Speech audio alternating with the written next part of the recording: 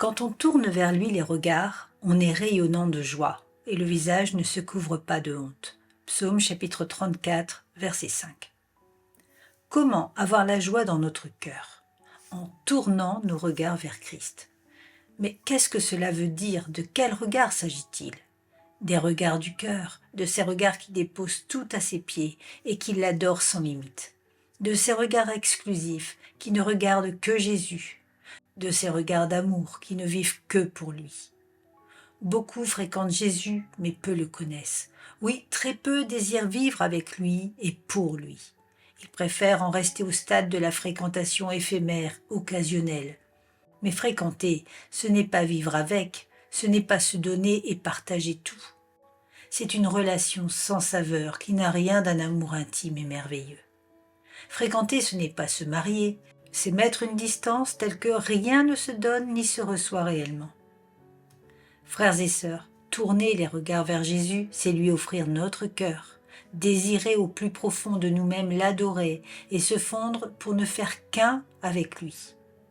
Ma joie, c'est Jésus, le voir, l'entendre, le suivre et l'écouter me chuchoter les paroles de l'amour et de la sainteté.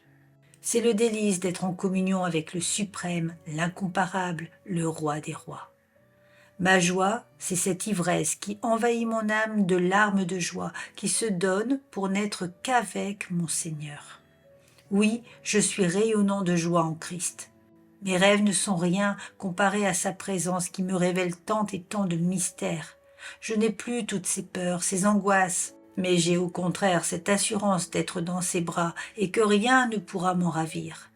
Je ne suis plus seule et je veux regarder avec les yeux de mon cœur ressuscité l'époux qui me dit « Viens, marchons, parcourons ensemble le chemin, découvre la vérité et embrasse la vie que je t'offre pour l'éternité. » Mes amis, tourner les regards vers Jésus, c'est lui envoyer cette lettre d'amour qui déclare « toujours et à jamais avec toi ».